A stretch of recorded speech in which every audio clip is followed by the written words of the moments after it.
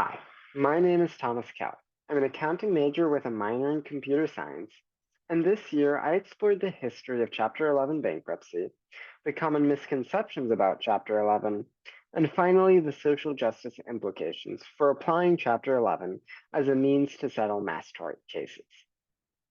This was a literature review, and so I looked through what experts in this field have said over many years and compiled them into a comprehensive document that also aims to help simplify and make what is a rather niche area of finance and law more understandable.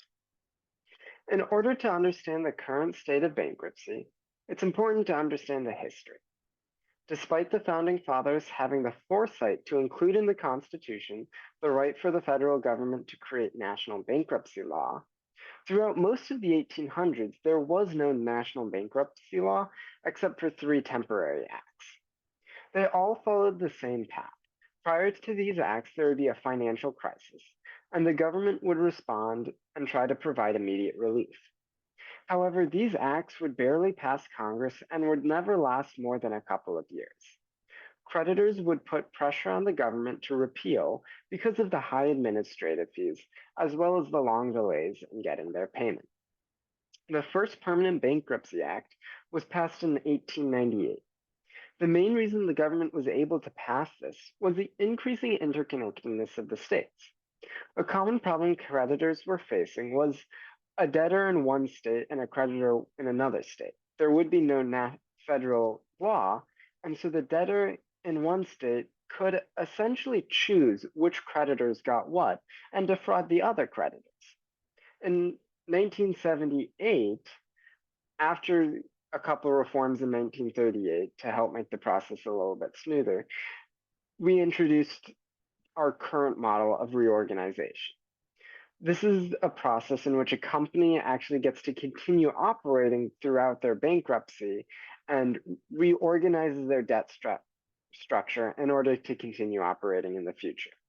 This involves some of the debt being discharged, as well as other debt payments are modified. Now, one of the common misconceptions about Chapter 11 bankruptcy is that it is far more costly than the alternative Chapter 7 bankruptcy, a liquidation. We need to see what percent of bankruptcy fees represent the post-bankruptcy asset, as well as how well the asset value is retained through the bankruptcy. Based on a 2006 study, we can see here that Chapter 7 bankruptcy, this is when a company liquidates and sells everything for parts, the assets lose almost 60% of its value. Now, compared to a Chapter 11 bankruptcy, 90% of asset value is retained. Now, this is primarily due to the nature of liquidations. They're frequently resolved through fire sales, where everything is being dumped onto the market and it's being sold for pennies on the dollar, or it's being sold in auctions. Now, because the post-bankruptcy asset value is significantly lost in Chapter 7 liquidation, it turns out that the fees for Chapter 7 bankruptcy represents a much higher portion of the post-asset value compared to Chapter 11. Chapter 7 fees, on average, represent 80% of post-bankruptcy assets. Now, what this means for a creditor is that after everything is sold and the assets have lost 60% of the value, creditors would have gotten 40% of the total asset value from the very beginning. But now, because fees represent 80%, that means 80% of that 40% goes to accountants, lawyers, administrative fees to the courts and everything. And so creditors are only getting a very small portion. Now, comparatively, Chapter 11, it only represents 9.4% of the post-asset value. This means that from an economic value proposition, Chapter 11 bankruptcy is far more effective and efficient than most people realize. Now, just because economic value is being maintained, it doesn't mean that it's always the best solution. Our headlines have been plagued of pharmaceutical companies using bankruptcy to try and reduce their legal liabilities to opioid victims. Johnson & Johnson has tried at least 3 different times to use the mechanism called the Texas two-step, where they split their company in half to hide all of their assets from lawsuits. A different pharmaceutical company, Mallinckrodt Pharmaceuticals, agreed to settle for $7 billion through a bankruptcy reorganization.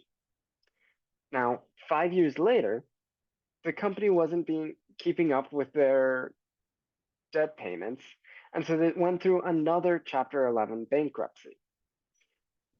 Due to the debtor priority, claimants actually fall relatively low on the totem pole, and so their debt obligation ended up being discharged. What this meant is that Mallinckrodt ended up only paying $1 billion of the total $7 billion that they owed to those victims.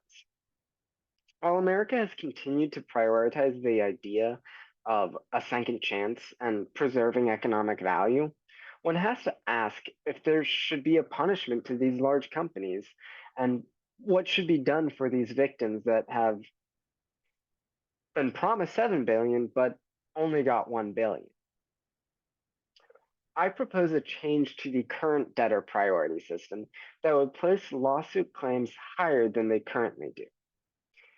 While this would undoubtedly cause a lot of disturbance in the market and make financial institutions cautious about lending money, in the long run, it would promote more ethical loaning and encourage companies' investors to not just simply look at their dollar return rate, but look at how the company is making the money and choose to invest in loan to companies that are not poisoning others. Thank you.